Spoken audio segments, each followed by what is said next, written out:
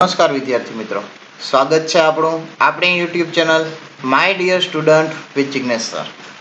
આપણે અર્થશાસ્ત્રની અંદર એક પાઠ પૂરો કર્યો હતો. ખૂબ સારી રીતે પરીક્ષા પણ આપી હતી અને ખૂબ સારા માર્ક્સ મેળવેલા છે. તે બદલ આપ બધાને ખૂબ ખૂબ અભિનંદન. હવે આપણે શરૂ કરવા જઈ રહ્યા છીએ એની અંદરથી પ્રકરણ નંબર 8. પ્રકરણ નંબર 8નું નામ છે આર્થિક સુધારાઓ. આર્થિક સુધારા આપણે એક સિમ્પલ જોવા જઈએ તો આપણા ઘરની અંદર પણ આપણે આર્થિક સુધારાઓ હાલતા કરતા હોઈએ છીએ અને પરિસ્થિતિ પ્રમાણે દરેકે આર્થિક સુધારા કરવા પડે છે. અહીંયા આપણે વાત કરવાની છે ભારત દેશની, એટલે કે સ્વતંત્ર ભારતના નીતિ ઘડનારાઓ સામે સૌથી મોટો પ્રશ્ન આર્થિક અને સામાજિક બાબતનો હતો. આ પડકારો જે છે એ સૌથી મોટા હતા. સૌથી મોટા હોવા પાછળનું સૌથી મહત્વનું કારણ શું છે? પહેલી વસ્તુ કે આર્થિક. તો ભારત, તમને ખબર છે કે જ્યારે આપણો દેશ આઝાદ થયો ત્યારે આપણે કઈ પરિસ્થિતિની અંદર હતા કે ભારત સ્ટાર્ટિંગમાં સોને કી ચીડિયા હતો. ત્યાર પછી વારાફરતી ભારત ઉપર એક પછી એક એવા આક્રમણો થયા અને એ લોકોએ ભારતને લૂંટ્યો છે. લૂંટવામાં કાંઈ બાકી રાખ્યું નથી. એટલે વિદેશી પ્રજાઓ આવી, એણે ભારતને લૂંટી લીધો. ત્યાર પછી બાકી બચ્યું હતું તો હવે અંગ્રેજો આવ્યા, ડચ આવ્યા, વલંદાઓ આવ્યા, ફ્રેન્ચ આવ્યા, બધાએ ભારતને જેને જેટલી મરજી પડે એટલું લૂંટ્યું. ત્યાર પછી શું થયું? તો હવે આ બધાએ લૂંટી લીધું. પછી અંગ્રેજોએ ભારત ઉપર રાજ કર્યું અને ભારત પર રાજ કરી અને ભારતના લોકોનું આર્થિક રીતે મોટા ભાગે શોષણ કર્યું. મોટા ભાગના ઉદ્યોગ ધંધાઓ માટેનો કાચો માલ સામગ્રી ભારતમાં બનાવતા અને પાકો માલ ત્યાં બનાવીને વળી પાછું વેચવા અહીંયા ઊંચી કિંમતે લઈ આવતા. એટલે ભારત આર્થિક રીતે તો પડી જ ગયું હતું. ત્યાર પછી બીજો આવે છે સામાજિક. તો આપણને ખબર છે કે અત્યારની સમાજ રચના પણ ભારતની હજી અઘરી છે કે દરેક માણસ જે છે પોતાની જ્ઞાતિવાદને લઈને આગળ વધે છે, નહીં કે દેશવાદને લઈને. કે દરેકને પોતાની જ્ઞાતિ પર ગર્વ છે. નો ડાઉટ, સાચી વાત છે, દરેકને પોતાની જ્ઞાતિ પર ગર્વ હોવો જ જોઈએ.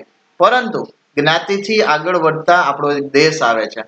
કે દેશને આગળ વધારવા માટે આપણે શું કરવું? અત્યારે તો હું તમારી સમક્ષ કહું છું તો તમે સમજી શકો છો કે ભાઈ હું સાહેબ શું વાત કરી રહ્યા છે.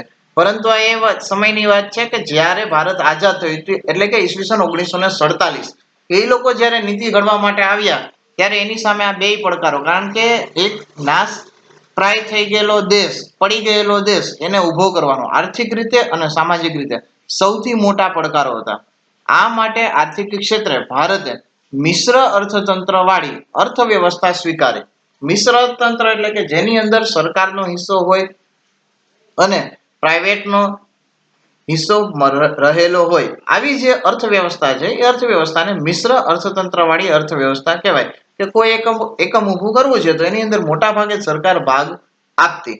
તો આ જે અર્થવ્યવસ્થા છે એ ભારત શું કરે છે? સ્વીકારે છે કે ડાયરેક્ટ લોકો જે છે એ પોતાનો એવડો મોટો બિઝનેસ ઊભો ન કરી શકે અને ભારતની અંદર જો કોઈ કારખાનાઓ મોટા પ્રમાણમાં મોટા પાયે ઊભા કરવાના રહેતા હોય તો તેને આર્થિક સંકટ ન આવે એના માટે સરકાર એને સાથ આપતી. માટે સરકારનો અને વ્યક્તિઓનો સહિયારો પ્રવાસ હોવાના કારણે આ જે વ્યવસ્થા છે એ વ્યવસ્થાને આપણે કહેતા મિશ્ર અર્થતંત્ર વાળી આર્થિક વ્યવસ્થા, જેમાં સમાજવાદી ઢબની સમાજ રચના તરફ ઝોક વધારે રહ્યો.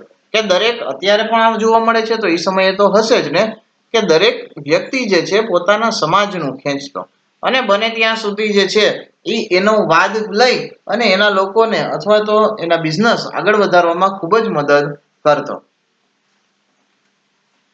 1947 થી 1990 ના ગાળામાં ભારતે અપનાવેલ આયોજિત વિકાસની વ્યૂહરચના અને અર્થતંત્ર પર રાજ્યના વધારે પડતા અંકુશોને લીધે આપણે આર્થિક ધ્યેયોને પ્રાપ્ત કરવામાં મુશ્કેલી પડી તેમ ઘણા આર્થિક નિષ્ણાતોને લાગ્યું.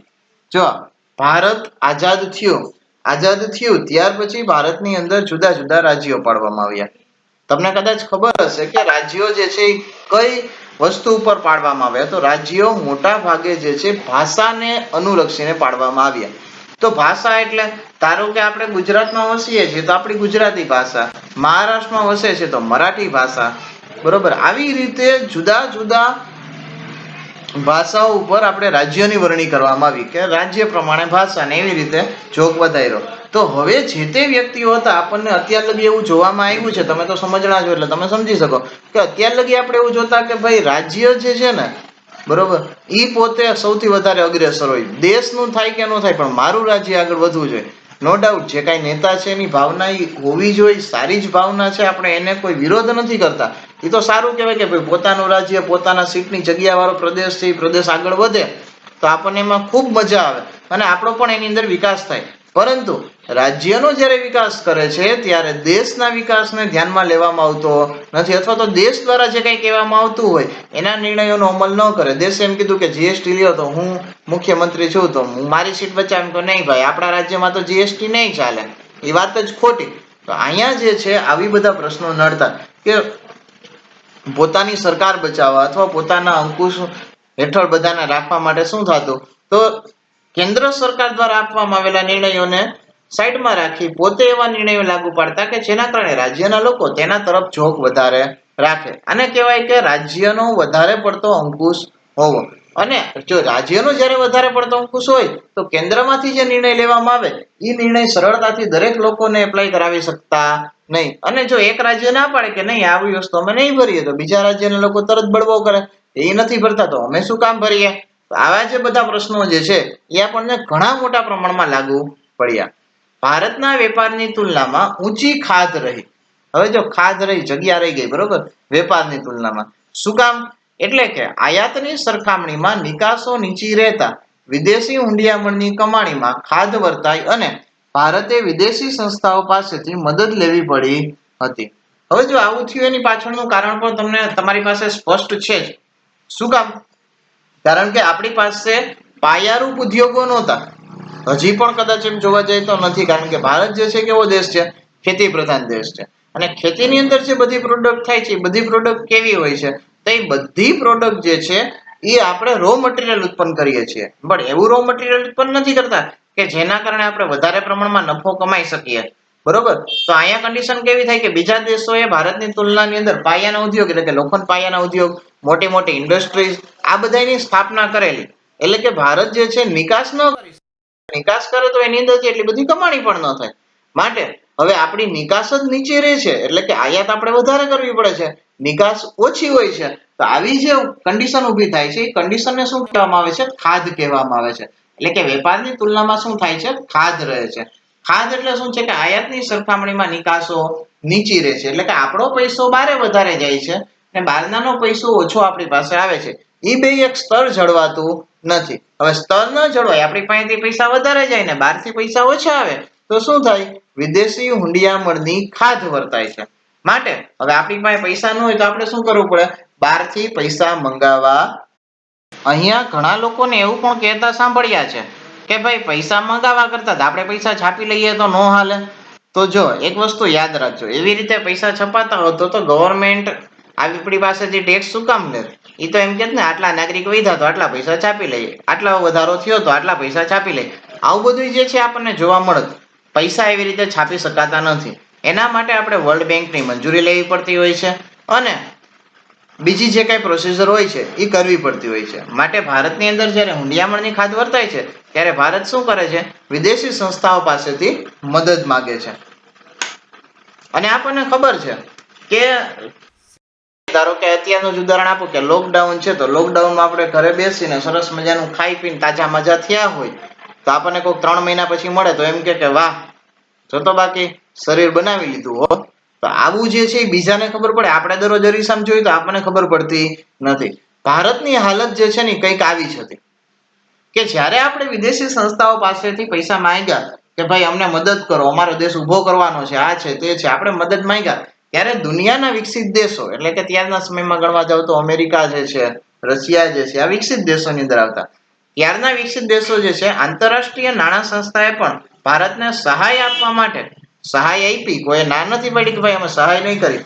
પૂર્વ શરત મૂકી કે ભાઈ શરત શું છે કે ભારત પોતાની આર્થિક નીતિઓમાં પરિવર્તન કરે. અને એ સમય લગી કન્ડિશન એવી હતી કે ભારતના જે લોકો છે, ભારતની જે આર્થિક નીતિ છે, એ આર્થિક નીતિ કેવી હતી કે આપણે વિદેશ વેપારને એવડું બધું પ્રોત્સાહન આપેલું હતું નહીં. અને પ્રોત્સાહન આપેલું ન હોવાના કારણે આપણે વિદેશ સાથે વેપાર ન કરતા. તો તેમણે શું કીધું? તમે વિદેશ વેપારનું તંત્ર ધીમે ધીમે વધારો અને અર્થતંત્ર જે રહ્યું, જે રાજ્યના અંકુશ છે, અંકુશ હેઠળ છે, એને રાજ્યના અંકુશમાંથી મુક્ત કરો.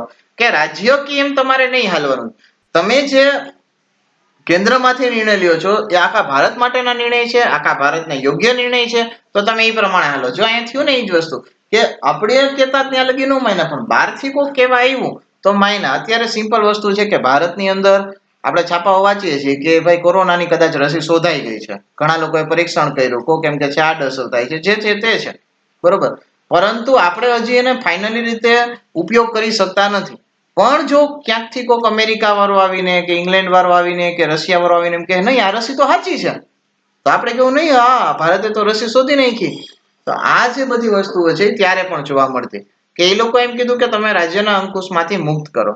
માટે ભારતે આર્થિક નીતિઓમાં પરિવર્તન કર્યું તથા તે માટે જરૂરી સંસ્થાગત અને કાયદાકીય ફેરફારો કર્યા કે જેના કારણે આપણો વિદેશ વેપાર જે છે એ પ્રમાણમાં ફલી ફૂલી શકે અને આગળ વધી શકે. તો આપણે આ પ્રસ્તાવનાનું જે કાંઈ છે એ આર્થિક સુધારાઓ બાબતે હતું.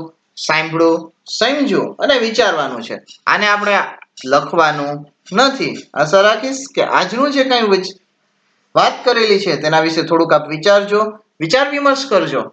બરોબર, ધન્યવાદ.